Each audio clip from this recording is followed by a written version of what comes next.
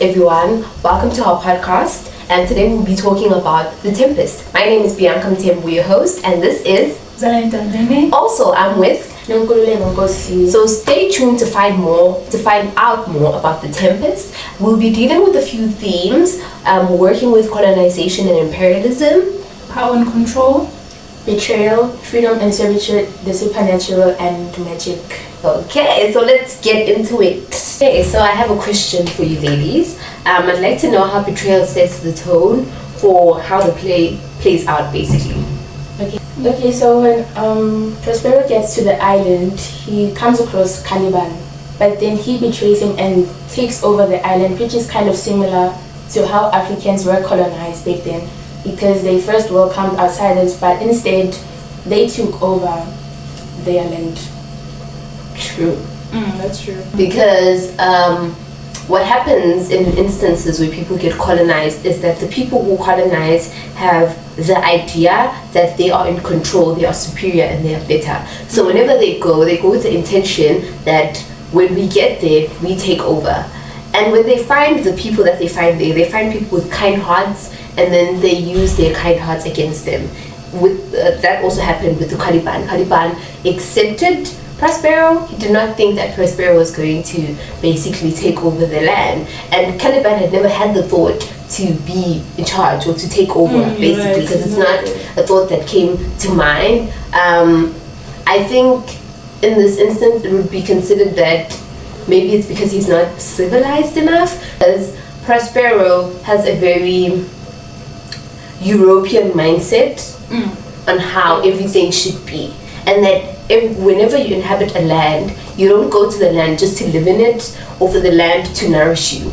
You go to the land to take something from that land, because there is something that is available, but it's yours because you found it. Even though there were people there at the time, it doesn't really matter. You found it, so it's yours. I think it can also be because he's used to the idea of being in charge since he was. That actually adds on to it. Yeah.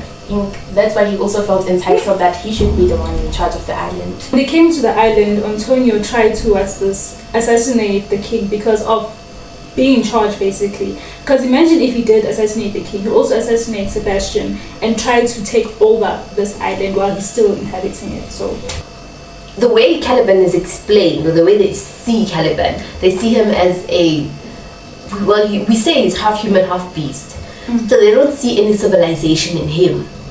They see a savage. So their concept of civilization is speak my language, do the things that I do, and want to be in charge. That's basically when a person is civilized to them, or understanding a hierarchy. And Caliban is not a person who lived in a hierarchy. There was nothing hierarchical about what was happening in that island before Prospero got there. But because Prospero is used to the idea of hierarchies and things being done a certain way, then he doesn't see Caliban's life of living as a real one, a correct one, or a true one.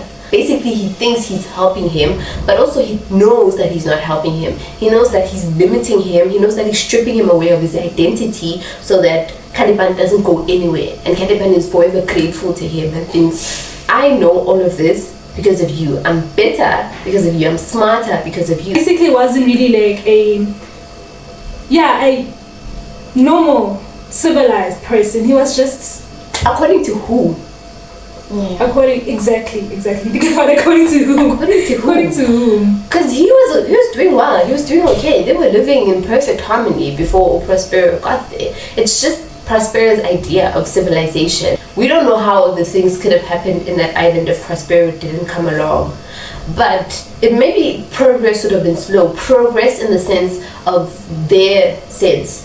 So I feel like this play doesn't actually go into the things that were happening prior to Prospero. You're right. So it could be that they did have all these things that make them civilized. I would disagree with you in that one. Remember, we have Sycorax the witch, right? In the play we see that Sycorax trapped Ariel. Like, she's not any different from Prospero. It's almost like she also had the same European mindset of trying to control people like Ariel. So it's like maybe Prospero was worse, let's say, because again he came up with this intention of, I'm trying to better you, I'm trying to make you more civilized, but he wasn't really doing anything. Whereas Zacharias was true of good intentions, that I'm here to, imprison Ariel, you're my prisoner, and I'm controlling everything. So we don't really know exactly what happened, but we have an idea because how she was to Ariel. Understandable, I get that, we do have an idea, but that idea show that civilization could have been there, just in a slower pace compared to how Prospero would have wanted it to be. I don't think European civilization. Let's say European civilization. Okay.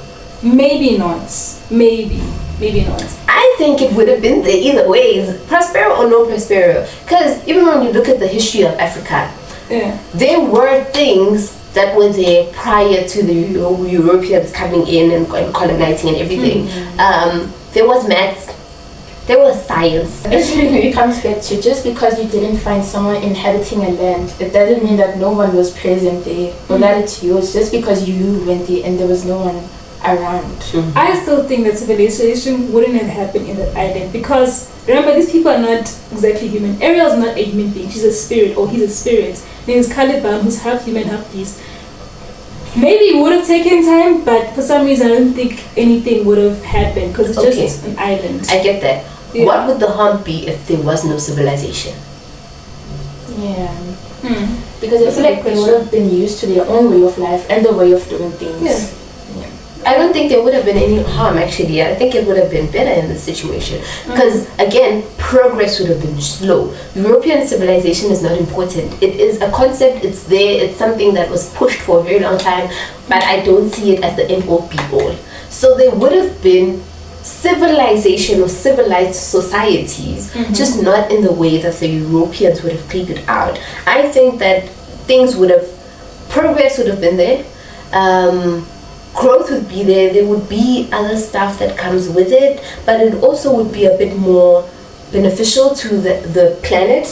The things that they came with civilization. It would have been beneficial to the planet, because again, there wouldn't have been this superiority complex or this fast forward mindset that we are running, we need to get there quickly. So in other words, you're saying that it wouldn't have been the modernization according to what Europeans said. It would just been like a normal utopia, I guess. Sort of like, because when we look at back in the days, man, Africans were agrarian societies whereby they depended on the environment to actually sustain themselves. But now as the Europeans came, they colonized and came with industries. That also like add to the environmental impact on it getting degraded and all that. So I have a question for you guys, right? Seeing that Prospero uses magic to control the island and all that, how do you think magic is relevant in today's times in modern politics? Okay. So I think that magic is relevant in today's time in modern politics, because in the play, magic is used as a tool of control to control the other characters. So in this modern day society, in context of African politics, South African politics, is that power is also a symbol for magic in a way, because political figures also use their power that the public gave them in order to manipulate the things that we see in the media, because some other media outlets are controlled by certain individuals. That also adds to the question of the credibility of, are we really seeing or knowing the things that are true, or just the things that those certain powerful individuals want us to see in the media? Exactly. I want to add on to that by going outside of South African politics and going a bit in depth in our history, in history, not our history, in history, where propaganda was used in order to propaganda is basically when a person or when the media outlets are using, or the political parties are using media, pictures, cartoons, newspaper articles, all that, to send a certain narrative. The narrative might not be real. However, they know that they are credible within the society. Appearance and reality in the play. You see how like everything's not exactly what it looks like. Yeah, yeah, yes, an illusion. Yeah. People tend to believe everything that political leaders say and not question it because they want things to be better. I think that also links to Ariel in the play because Prospero manipulates her psychologically, meaning like he uses a psychological form of control to kind of make his bidding. Yeah, sorry for that. So yeah, because she was trapped in a pine tree because Sycorax imprisoned her because Ariel refused to carry out cruel tasks because Ariel was a gentle spirit. So yeah, she refused. So when Prospero came to the island, he freed her on condition that she will work for him. So I think that the control part kind of works in Wuti. Ariel is working as a form of gratitude to thank Prospero and sees him as her savior basically. So that's some form of psychological control because she does things in a way of hoping to get freed, but then Prospero refused to free her. Yeah. I'm thinking of, I hear everything you say, but now I'm thinking of my own biases and how I never saw anything disruptive with how things were before Prospero got there. But that is proof that things were disruptive before Prospero got there, because Sycorax had the nerve to imprison Ariel because she wasn't willing to do terrible things. She wasn't willing to give Sycorax these tasks, to do these tasks for Sycorax and essentially give Sycorax power. But I think also, in a way, like, remember, Sycorax was an evil person. She made it clear that she was evil. Yeah. But I think with Prospero, like, I remember in class we talked about how the English, the white English and the Afrikaner, Prospero made it look like he's a good guy. But it was basically trying to manipulate. Exactly. He manipulated everyone, including, who's this? Ferdinand, Antonio, Alonso, thinking that Ferdinand had died. Does it make it better though? What he did? That Sycorax was very straightforward with her evilness. It doesn't make it better. Actually, it doesn't make it better in any way because it just shows they're both the same. There's no difference between the two characters. It's just that Prospero is even worse because he tries to mask his intentions. I think in a way it does make it better because at least they know what to expect. That if I don't do something, I'm gonna be treated a certain way. Whereas with Prospero, he just came on with hidden intentions of maybe coming in a friendly manner, but then to later treat them the way that he did and force some labor out of them just to get some, to get some servitude, basically. You can say it was better, but in the end, because he did release Ariel in the end, but it's still manipulated. Because what do you mean you're gonna use me the whole time, promise me freedom, to use me like that, and then be like, okay, you're free now? It still makes it worse in my opinion. I don't think he's even better than Sycorax. They're both the same, but he's worse. I'm linking it to how we always blame colonization, slavery, everything that happened on the Europeans, but we disregard that there had been slavery and hierarchies before. Yeah, that's true. Before colonization. So slavery was a thing. We rely on them to have order and control in a way, what you're saying. No, I mean we don't take accountability. Okay. In a way, we always we try to erase that one part of history, that there was slavery and that there were hierarchies prior to colonization. Now, I'm not saying colonization is good. I'm just saying it's been erased in history that there were instances like that. Linking it to this situation because again, I forgot Sycorax, I forgot Caliban, I forgot that they were doing bad or evil acts prior to Prospero getting there. That is true actually, because it also like links to the idea that there were other African rulers that sold one of their own to the European slave controllers. The question is, why did it take so long for Caliban to rebel? Because I feel like as a son of a witch, he probably has some powers to some extent, and also him being half human and half beast, maybe he has some power over normal humans. Like physical strength. Yeah. The colonization is not just a physical thing, it has to do with the mind, right? When who's this?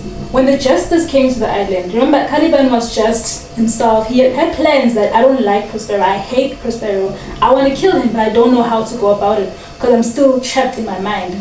But then when the justice came to the island, he was like, you know what, maybe I can also plan with them. So then he planned because he realized they had the same goal of trying to kill Prospero, or they don't like Prospero, right? Yeah. So then he was like, you know what, let me go work with them.